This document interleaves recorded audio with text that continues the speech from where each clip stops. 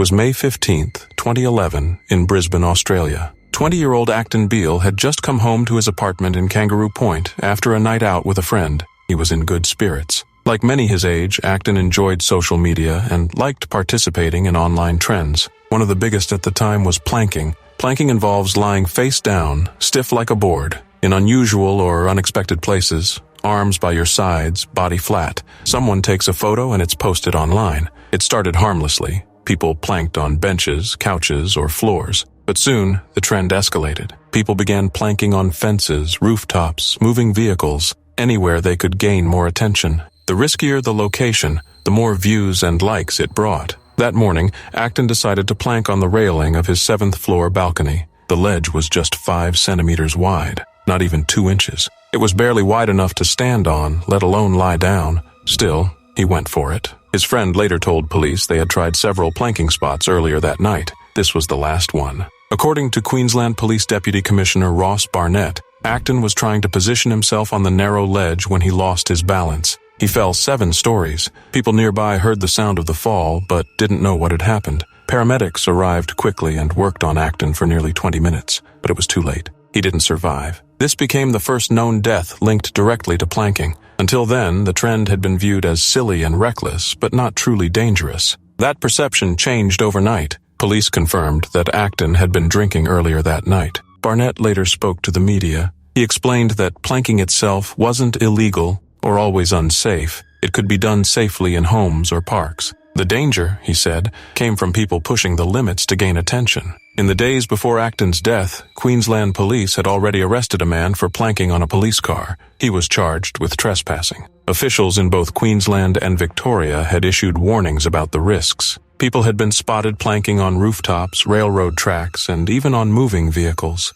Authorities were concerned about how far some were willing to go for a photo. Acton's death made headlines across Australia and around the world. Prime Minister Julia Gillard called it really tragic and urged people to understand the difference between safe fun and life-threatening choices. On Facebook, a tribute page called R.I.P. Actton Beal was created. Friends and strangers posted messages calling him kind, adventurous, and full of life. Unfortunately, trolls soon flooded the page with hateful comments and memes mocking the incident. One video even made fun of his death. It was removed, but the damage was done. The comments section was later shut down to prevent further harm. The wider planking community faced backlash. Some defended the trend, saying most people planked safely. Others admitted it had gone too far. Deputy Commissioner Barnett warned that the more people tried to outdo each other, the greater the danger. Actton Beal was just 20. His story became a sobering reminder of how fast a viral trend can turn deadly, and how the pressure for online attention can sometimes push people past the point of no return. Jimmy Hesseldon was a man who had already defied the odds long before his name ever hit headlines in 2010. Born and raised in a working-class family in Leeds, England, he left school at 15 and began his life as a coal miner. Hardly the sort of origin story you'd expect from a future multimillionaire and philanthropist. But Hesseldon wasn't just another face in the crowd. After being laid off during the miners' strike in the 1980s, he put his severance money to use by inventing and selling a portable barrier system known as the Hesco Bastion. It wasn't glamorous, but it revolutionized military and flood defense infrastructure and made him incredibly wealthy in the process. Far from hoarding his fortune, Hesseldon gave millions to charity, including generous donations to his hometown, medical research, and veterans support. He was well-respected, humble, and often described as someone who never forgot his roots. In 2010, he made an interesting business move. He bought Segway Inc., the company behind the futuristic-looking two-wheeled electric scooters that had become something of a punchline in pop culture, but still held real potential in niche transport markets. Owning Segway wasn't just a quirky investment. Hesseldon was genuinely interested in clean, efficient transportation. Tragically, that interest would soon lead to the very incident that made his name a headline around the world for a reason no one could have ever predicted. On the morning of September 26, 2010, Jimmy was riding a rugged off-road Segway X2 on his estate near the River Wharf in West Yorkshire. The property featured pathways and cliffside trails, some of which overlooked the river. At some point during the ride, reportedly while trying to give space to a passing dog walker on a narrow trail, he reversed the Segway, perhaps misjudging the edge, and lost his balance. In a heartbreaking turn of events, the machine and its owner went over the cliff, tumbling nearly 30 feet down into the riverbank below. Emergency services responded quickly, but Hesseldon was pronounced dead at the scene. The news struck with a bizarre and chilling irony. How could the man who owned Segway die while riding one? The media, of course, latched on to the unusual circumstances, and headlines across the world ran with a tone of disbelief, often skirting the line between shock and sensationalism. But beyond the tragic twist of fate, the story was that of a generous and deeply grounded man whose legacy deserved far more than punchlines. The inquest later confirmed that the incident was purely accidental. There were no signs of foul play or mechanical failure, just a tragic misstep in an otherwise normal morning. It's one of those real-life events that sounds like dark fiction. A man who spent his life building safety systems and promoting innovation, only to be undone by a single moment of imbalance. But Jimmy Hesseldon's story shouldn't be defined solely by how he died. It should be remembered for how he lived. From the coal mines to corporate boardrooms, from humble beginnings to multi-million-pound donations, he lived with purpose and generosity. His death may have drawn headlines because of its unusual nature, but his life earned respect for far more meaningful reasons. In the end, Jimmy wasn't just the guy who died on a Segway. He was a self-made inventor, a business leader, and a philanthropist who helped shape communities and save lives, and that's the legacy worth remembering. It was the morning of April 6th, 2022, in the quiet town of Roselville, Wisconsin. Tanya Rodriguez, 44, and James Carolfi, 52, were spending time in their garage working on what had recently become a shared hobby. They had taken an interest in a technique called fractal wood burning, a method that uses high-voltage electricity to etch lightning-like patterns into wood soaked in a chemical solution. The results can be beautiful and mesmerizing. These electrified designs, resembling branching trees or veins of lightning, have become popular on social media platforms, especially TikTok. But what many viewers don't see behind the viral videos is just how deadly the process can be. That morning, Tanya and James were using a homemade fractal burning device. These DIY setups are often rigged together using parts salvaged from things like old microwaves or car batteries. While it might seem clever, it's incredibly dangerous. These devices can produce thousands of volts, easily enough to kill someone in seconds. Tragically, that's exactly what happened. During the process, both Tanya and James were fatally electrocuted. The electricity surged through their bodies, causing their hearts to stop almost immediately. It's believed that after they were already unconscious, their equipment sparked and ignited a fire that rapidly consumed the garage and spread through the home. When firefighters arrived on the scene, the house was already engulfed in flames. After extinguishing the blaze, responders discovered the bodies of Tanya and James in the garage, the point where the fire had started. Their location and the circumstances raised red flags for investigators. Why were both of them in the garage so early? Why did the fire start right where they were found? At first, the case was treated as suspicious. Lieutenant Mark Waggers from the Marathon County Sheriff's Office stated that all possibilities were being considered, including foul play. There were strange details, too. Tanya was found holding jumper cables. Wires were wrapped around her legs, and she had what looked like a head injury. Detective Eric Anderson began digging into their personal lives. Though Tanya and James weren't married, they had been in a long, rocky relationship. Tanya was also romantically involved with another man, Brad Harrison. That relationship had its own issues and had led to several arguments. Police started looking closely at Brad. He had past disputes with both Tanya and James, and a neighbor reported hearing shouting between Brad and James shortly before the fire. The neighbor even thought she heard something that sounded like gunshots. Brad had a warrant for an unrelated matter, so officers used the opportunity to bring him in. He was found at his job in Tomahawk, Wisconsin, sitting in his car under the influence. During questioning, Brad admitted to a recent argument with James, claiming James had damaged his car with a baseball bat. He denied harming either of them and said the noises the neighbor heard came from shouting, not a weapon. While Brad remained in custody, autopsy results came in. There was no soot in the victim's lungs, meaning they had died before the fire started. No signs of blunt force trauma or toxic substances were found. The marks on Tanya's body were determined to be from the fire, not violence. The wire around her legs likely became tangled during the experiment. A forensic pathologist then contacted investigators with a theory. This looked like a fractal wood-burning accident. Police returned to the garage and found microwave parts, batteries, and wiring consistent with that method. Friends confirmed that Tanya and James had been excited to try it. On April 21st, the deaths were ruled accidental. Brad was released. Authorities later issued warnings about the dangers of fractal wood burning. It has claimed dozens of lives, including another Wisconsin man, Matt Schmidt, in 2020. Tanya and James were simply trying something artistic, but one wrong move turned fatal. In 1974, Basil Brown, a health enthusiast from Croydon, England, made a name for himself in the weirdest way possible, by literally dying from drinking too much carrot juice. No, this isn't a joke or a rejected Monty Python sketch. Basil, a self-proclaimed health nut, was obsessed with natural remedies and extreme wellness habits long before it became trendy on Instagram. He believed that the key to good health was flooding his system with vitamins and nutrients, especially vitamin A. Unfortunately, he found out the hard way that even the most wholesome stuff on Earth can turn deadly if you go overboard. According to reports, Basil drank an estimated 10 gallons of carrot juice in just 10 days, which might make you wonder whether he was trying to become a carrot himself. Now, here's where it gets medically alarming. Carrots contain beta-carotene, which the human body converts into vitamin A. While vitamin A is important for your immune system, eyesight, and skin, there's a limit to how much your liver can handle. Basil didn't just tiptoe past that limit, he cannonballed over it. With his intense regimen of carrot juice and vitamin A tablets,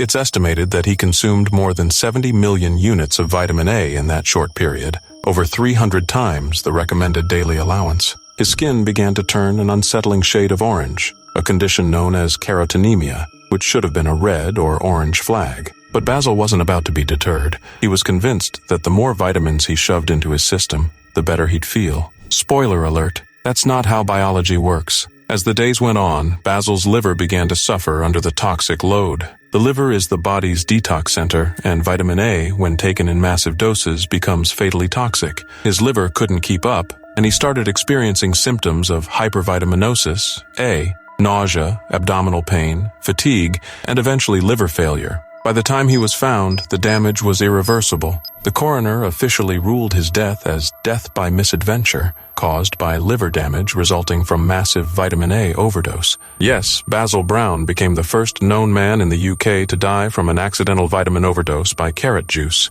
Somewhere between the absurd and the tragic, he made history, just not the kind anyone wants. The media at the time was understandably baffled. Headlines painted him as the man who was killed by health food. Doctors used his case as a warning about the dangers of unregulated supplement intake. While most people in the 1970s were still figuring out what a vitamin was, Basil was taking enough to supply a small village. His story was so surreal that it's been referenced in bizarre death lists, medical oddities, and even dark comedy routines. Yet behind the ridiculous nature of it all lies a very serious truth. Too much of a good thing can be deadly. Basil Brown's legacy is a strangely orange-tinted reminder that health should be about balance, not obsession. So if you ever feel tempted to chug a blender full of carrots in the name of glowing skin or better eyesight, maybe think twice. Your liver will thank you. And somewhere out there, Basil's spirit might just be whispering, "Moderation, mate, moderation."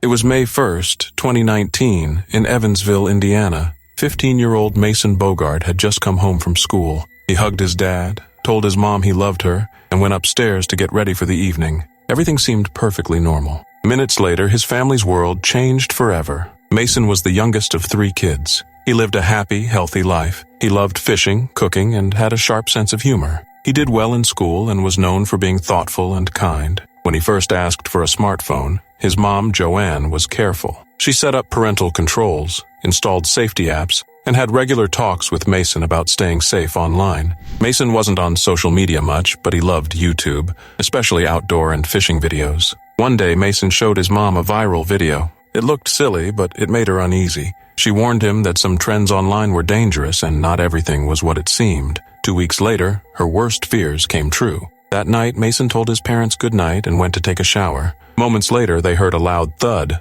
His father, Steve, who's also a firefighter, rushed upstairs. Mason was unconscious, a belt around his neck. He had no pulse and wasn't breathing. Steve began CPR immediately. Paramedics rushed Mason to Deaconess Hospital. Doctors put him on life support, but the damage was already done. Mason had suffered irreversible brain damage. On May 6th, his family made the hardest decision of their lives. Following Mason's wishes, they chose to donate his organs. He saved 5 lives. As Mason was wheeled down the hospital hallway, doctors, nurses, and staff lined the corridor in silent tribute. Soon after, Joanne shared on Facebook what she believed had happened. Mason had attempted the choking challenge, an online trend where kids restrict their airflow for a short high. Many filmed themselves doing it, but it can turn deadly in seconds. Later, they found a video on Mason's phone. In it, he smiled and called to his dog while trying the challenge. He didn't seem to grasp the danger. Though authorities couldn't officially confirm the trend as the cause of death, Joanne believed the algorithm had served the content to him.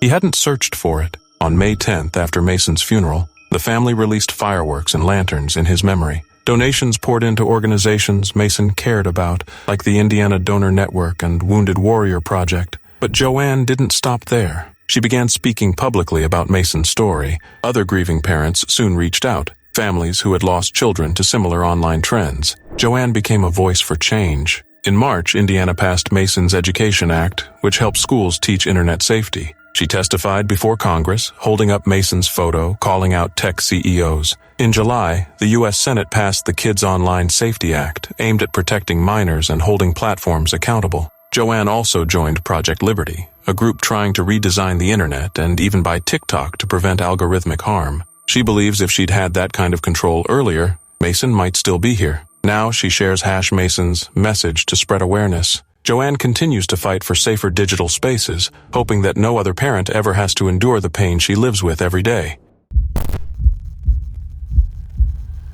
Michael Anderson. Godwin's death is one of those real-life stories that sound so absurd, they almost feel fictional. Yet behind the bizarre headlines lies a tragic, cautionary tale about fate, irony, and the strange turns life can take. In the early 1980s, Godwin was convicted of murder in South Carolina. He had taken a woman's life during what appeared to be a botched robbery, reportedly using an electric iron to commit the crime. The details were grim, and the justice system responded harshly. Godwin was sentenced to death by electric chair, but in a twist of legal fortune, that sentence was later commuted to life imprisonment after an appeal. It seemed that Godwin had dodged the ultimate penalty, narrowly escaping the state's chosen method of execution. But as fate would have it, electricity hadn't quite finished with him yet. Fast forward to 1989. Godwin was serving his life sentence at the Central Correctional Institution, one of South Carolina's most infamous prisons at the time. Inmates were permitted to have small televisions in their cells, but to keep the noise down, they were only allowed to use them with earphones. Godwin's earphones, unfortunately, had stopped working. Like many prisoners trying to make do with limited resources, he took it upon himself to fix them. But here's where the story takes its chilling turn. Seated naked on the metal toilet in his cell, a grounded steel surface, Godwin attempted to repair his headphones by biting into the exposed wire. The moment his mouth made contact with the live wire, electricity surged through his body and completed a circuit via the metal toilet. The result was instant and fatal. Michael Godwin died from electrocution, the very thing he had once been sentenced to suffer through legally. The irony of it all was not lost on the public or the press. Here was a man who had been sentenced to die by the electric chair, only to have that sentence lifted, only to die years later by an eerily similar method in a freak accident. It was almost as if fate had a dark sense of humor. Media outlets ran headlines that practically wrote themselves, calling it a homemade electric chair, and noting the cruel twist of poetic justice. But strip away the irony, and what remains is a deeply sad reality. A man, flawed and broken, who had once escaped death, ended up meeting it in the most unexpected and tragic way. His death wasn't the result of violence, vengeance, or malice. It was a fatal accident born out of desperation and poor judgment. There's something deeply human about the story of Michael Godwin. It's a reminder of how easily life can turn on something as small as a frayed wire. It's also a sobering commentary on prison conditions, where inmates often lack access to safe repair tools or basic maintenance. Had Godwin been given proper assistance or safer equipment, perhaps he'd still be alive today, living out his sentence behind bars rather than becoming a footnote in history books about strange and ironic deaths. His story continues to resurface across the internet and in books, always framed as a curiosity, an oddity, a punchline, but it's also a quiet tragedy, cloaked in shock value. The tale of Michael Godwin is not just about irony. It's It's about the thin line between survival and misfortune, and how sometimes, even when you escape death once, it can find a way to circle back in the most unexpected form. On March 2nd, 2024, in Lancaster, a quiet city in northwest England, 11-year-old Tommy Lee Gracie Billington was having a sleepover at a friend's house on Greenset Close. What started as a fun night with friends would end in absolute tragedy. Just hours later, Tommy Lee would lose his life after trying something he saw online. According to his devastated family, Tommy Lee had attempted a dangerous social media trend known as chroming. This trend involves inhaling fumes from household items like deodorants, nail polish remover, or spray paint to experience a brief high. But the risks are extreme. The chemicals can quickly cause hallucinations, blackouts, heart failure, or even stop someone's breathing within seconds. At some point during the sleepover, Tommy Lee inhaled one of these substances. He collapsed into cardiac arrest almost instantly and never regained consciousness. An emergency call was made at 12:04 p.m. that Saturday. Paramedics from the Northwest Ambulance Service arrived quickly, followed by the police. But by the time Tommy reached the hospital,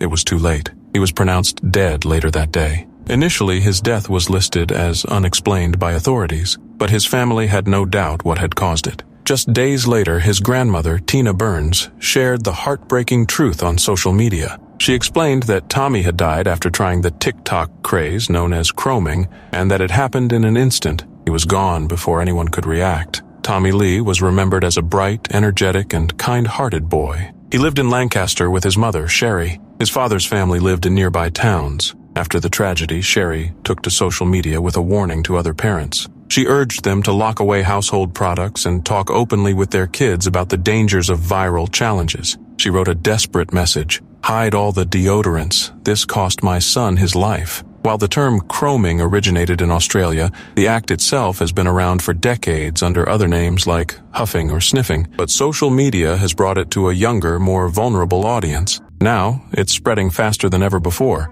Police didn't stop at the scene of the sleepover. In the days after Tommy's death, 2 adults were questioned. A 25-year-old man from Lancaster was arrested on multiple charges, including child neglect and possession of harmful substances. He was later released on bail. A 35-year-old woman was also interviewed and released under investigation. Though the cause of death remains officially unexplained, Tommy's family firmly believes chroming was the trigger. His grandmother, Tina, who works as a teaching assistant, has since started speaking in local schools, warning kids and parents alike. She's already heard from shocked families. Some removed social media apps from their children's phones immediately after learning about the trend. Experts have echoed the concerns. Social media analyst Hannah O'Donoghue-Hobbs called the trend deeply dangerous and warned how quickly harmful content spreads. Although TikTok has banned the word chroming, similar videos still exist under coded terms. One video demonstrating the method had over 700,000 views before it was taken down.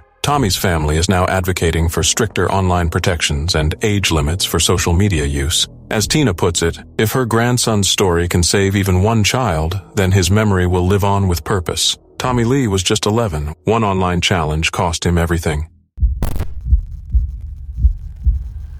In the annals of tragic and preventable accidents, the death of Gary Hoy remains one of the most bizarre and sobering. A respected corporate lawyer at the prominent Toronto law firm Holden Day Wilson, Hoy was known for his intellect, professionalism, and somewhat quirky enthusiasm for engineering and structural safety, an interest likely stemming from his background in engineering before pursuing law. On July 9, 1993, during an event welcoming articling students to the firm, Hoy decided to perform a demonstration he had reportedly done several times before, showcasing the strength of the building's glass windows by throwing himself against them. The office was located on the 24th floor of the Toronto Dominion Bank Tower, and the windows were made of heavy-duty glass designed to resist impact. According to witnesses, Hoy's first attempt resulted in him bouncing off the glass as expected. Emboldened, or perhaps eager to impress the students even further, he tried a second time. The glass itself didn't shatter. It stayed intact, just like he always said it would. But this time, the entire window frame gave way under the force. Gary Hoy was propelled through the opening and fell 24 stories to his death in the courtyard below. The incident was officially ruled an accident, but the unusual circumstances sparked immediate scrutiny and public astonishment. Structural engineers later explained that while the tempered glass could withstand blunt force, the frame that held it was never meant to endure the impact of a full-grown man repeatedly throwing himself against it. As engineer Bob Greer put it, "I don't know of any building code that would allow a 160-pound man to run up against a window and expect it to hold." Hoy's death sent shockwaves through the legal community, not only because of the unusual manner in which it happened, but also because it occurred in front of horrified colleagues and students. The event severely affected morale at Holden Day Wilson, which had already been struggling with internal issues, and the firm eventually collapsed and dissolved just a few years later in 1996. While some might be tempted to view Hoy's death as a darkly ironic anecdote, it is more accurately remembered as a tragic convergence of misplaced confidence, flawed design, and the tragic consequences of a momentary lapse in judgment. Over the years, Gary Hoy's story has been referenced in safety case studies, featured on television programs, and even cited in conversations about workplace culture and overconfidence. He was posthumously awarded a Darwin Award, which, though satirical in nature, underscored the heartbreaking absurdity of the incident. Yet behind the headlines and the labels was a man widely regarded as intelligent, driven, and dedicated to both his clients and his colleagues. The lessons from his untimely death extend far beyond the strange nature of the event. It serves as a reminder that even intelligent, capable professionals are not immune to misjudgment, and that workplace environments should always prioritize safety and critical thinking over spectacle. In many ways, Hoy's death has become a symbol of how easily trust in systems, whether legal, structural, or personal, can lead to devastating consequences if not tempered with caution. What makes the story all the more haunting is that Hoy didn't die because of recklessness or thrill-seeking, but because he believed in what he thought was a safe demonstration. It wasn't the glass that betrayed him, but the unseen weakness of the frame, the kind of detail that's easy to overlook until it's too late.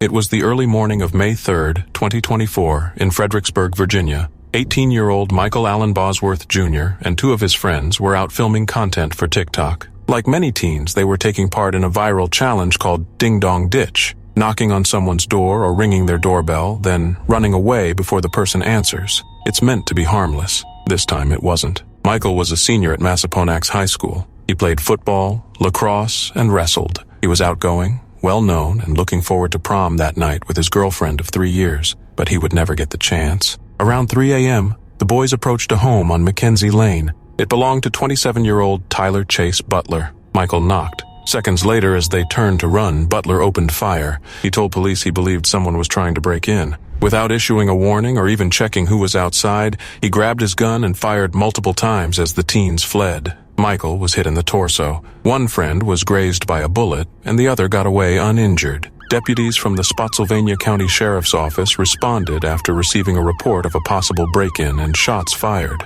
When they arrived, they found Michael critically wounded. He was rushed to the hospital, but he didn't make it. He was pronounced dead shortly after arrival, just hours before he was supposed to be at prom. At first, investigators treated the incident as an attempted burglary. Butler claimed he thought someone was trying to force entry into his house, but that story began to fall apart quickly. When officers spoke with the surviving teens and reviewed videos on their phones, the truth began to surface. One of Michael's friends explained they had been filming themselves playing Ding Dong Ditch at several houses that night. It was just for laughs and social media likes. One of the phones even had footage from earlier pranks that clearly showed they were never trying to break in, just running away after knocking. On May 6th, authorities arrested Tyler Butler. He was charged with second-degree murder, malicious wounding, and 2 counts of using a firearm during a felony. He was held without bond at Rappahannock Regional Jail. The loss shook the community. Michael's girlfriend, Melinda Garcia, still attended prom that evening. She wore his bow tie wrapped around her wrist. On Instagram, she shared photos and wrote that he didn't deserve what happened. A few days later, students gathered on the football field where Michael once played, releasing black and blue balloons in his honor. Grief counselors were made available at school, but nothing could undo what had happened. Michael was set to graduate on May 13th. Instead, his classmates crossed the stage without him. A memorial service and celebration of life were held later that month. His parents, siblings, and friends remembered him as joyful, full of life, and on the verge of his future. The shooting drew national attention. It reignited debates about guns, self-defense laws, and how innocent pranks can spiral into deadly situations. Just like that, One split-second decision ended a life that had barely begun. Michael Bosworth Jr. was only 18 years old. One night changed everything. This is one of those tragic stories that sound almost too bizarre to be real, yet it is. In 1982, David Gruntman, a 27-year-old man, ventured into the Arizona desert near Lake Pleasant with a shotgun and what seemed like a reckless idea. While many go into the desert to appreciate its quiet beauty or engage in outdoor recreation, David was there for a much more destructive purpose. He and his friend were engaging in an activity informally known as cactus plugging, which essentially meant shooting at large cacti to see them collapse. It was an act of vandalism masked as entertainment. David had already destroyed a smaller cactus and, encouraged by the result, turned his attention to a towering saguaro cactus standing approximately 26 feet tall. These ancient plants are symbols of the American Southwest, often living for over a century. That particular cactus had likely been growing since before David was even born. He fired at one of its massive arms, not realizing the danger he was putting himself in. As the bullet struck, the arm began to loosen,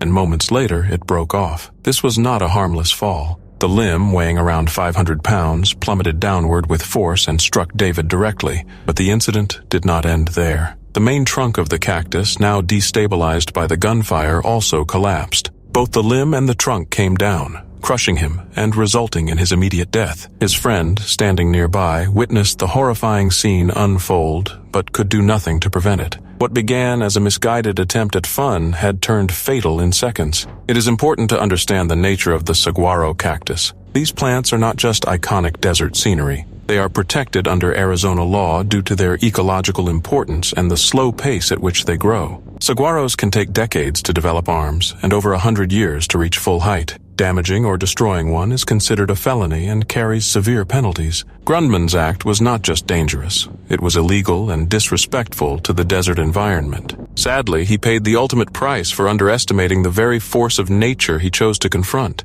His death has since become a cautionary tale, used to highlight both the unpredictability of the natural world and the consequences of careless human behavior. The strange circumstances of his death have drawn widespread attention over the years, often appearing in unusual deaths lists and Darwin Award compilations. While some may treat it as a darkly humorous anecdote, it serves as a sobering reminder of the risks we take when we interact with nature irresponsibly. What seemed like a harmless plant was, in truth, a towering structure capable of inflicting serious harm when provoked. Gruntman's story is often retold not only because of its oddity, but also because of the deep lesson it conveys. Even something as seemingly benign as a cactus can become deadly under the right conditions. His story has inspired songs, articles, videos, and even animated retellings. But beyond the sensationalism lies a powerful message. The desert is not a playground, and the organisms within it deserve respect. As we explore nature, we must also recognize its power and act with responsibility. Gruntman's death was preventable.